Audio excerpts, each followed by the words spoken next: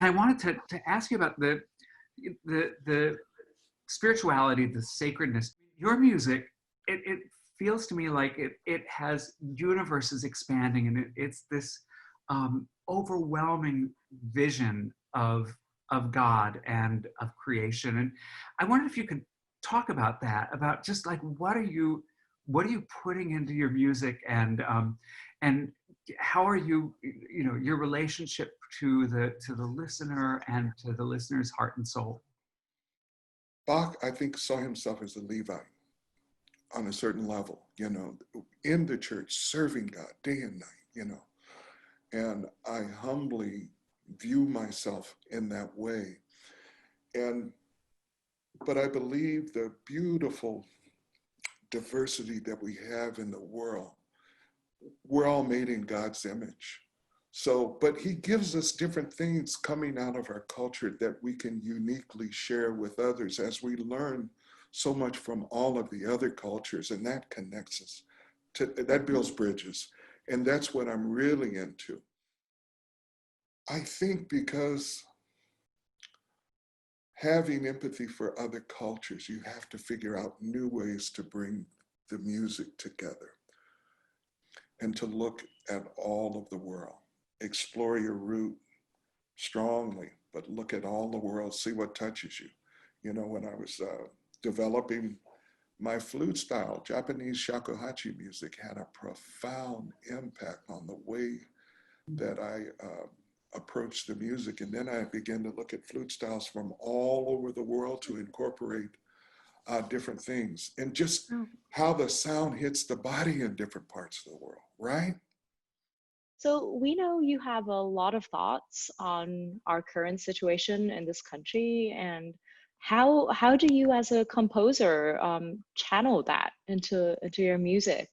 The first thing I want to say is I'm so proud of the youth of our country and of the world that said no more, And I also have to really acknowledge the people that have been on the Black Lives Matter movement from the very beginning, the brilliant people that started it. And then we have to go all the way back to the 60s, where people lost their lives in the civil rights movement. And I wrote a piece called Beauty and Strength that was premiered at Spoleto. It was to say, we have to understand that we're survivors. The things that we have to deal with today, we should not have to deal with. And it really impacts everybody. If I didn't have faith, I'd probably be crazy, And all of the things that we have to worry about, and the fact that racism is so systemic and it's so in your face in this country. And I have a strong understanding of that, not only because of the color of my skin, because I've traveled around the world so much and I know what other countries are like. There's certain places you can go and it's like you're getting this huge coat with weights in it taken off because you don't have to deal with the racism for a minute. And sometimes you want to get to another part of the world so you just don't have to deal with racism. You want to go to another part of the world where you have opportunities, more opportunities, and people are able to see your artistry in a more broad way. And composers of color have an incredibly difficult pathway. I think Black composers maybe have it the worst of all, because all of the other racism being built up and the fact that you were stolen, you were brought to this country, you weren't even designated as being human, you were designated as being chattel, and that is still impacting us in a major way. That old thinking is still with us. And Grant conducted the recording of Amazing Grace. That was for President Obama when he sang Amazing Grace and the 9 precious lives lost in Charleston and Mother Emanuel.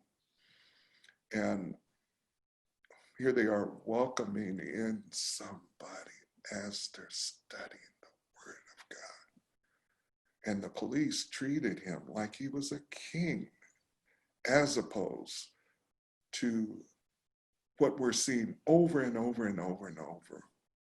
And this horrible pandemic that we're in now, it gave the people the opportunity to see a lot of things that might have passed by because the speed of life.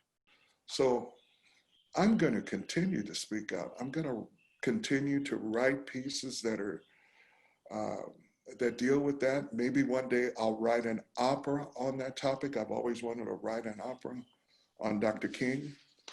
And one thing that maybe you kind of connect that to some things that are happening in this time that we're in, where the struggle still continues. But if we don't speak out now, we carry the guilt, we carry the crime. And so we have to be fearless in what we say, and we have to call it as it is.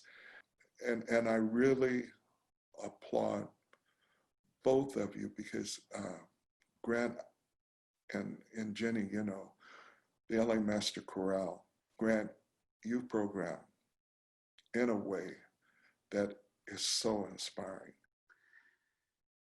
James, your words are just, I mean, they resonate so deeply. And it's, you know, thank you for what you said about the Master Chorale, but for all of us, I mean, this is a time to rededicate and really look at our priorities, look at the voices that we're lifting up, and do better.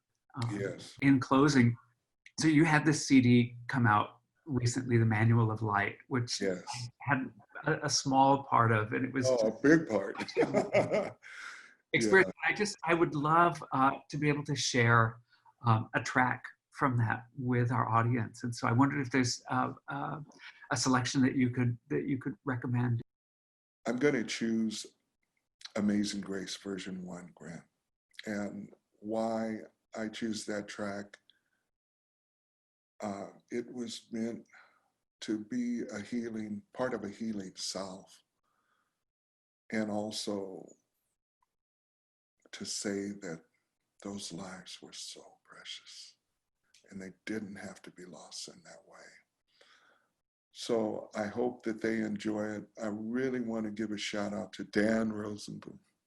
Mm-hmm. Because Daniel, I'm thinking of his father. That's what happens when you get old. He is one of those people I look at that really understands a broad vision of where our society should be and the artist's role in our society. And so Orinda is a label that reaches out to a lot of different communities. And so what he's doing is really beautiful. And to the listeners, stay safe, be well, and God bless you. And Grant and Jenny, what a pleasure. Thank you so much for the opportunity. And I wish both of you beautiful things.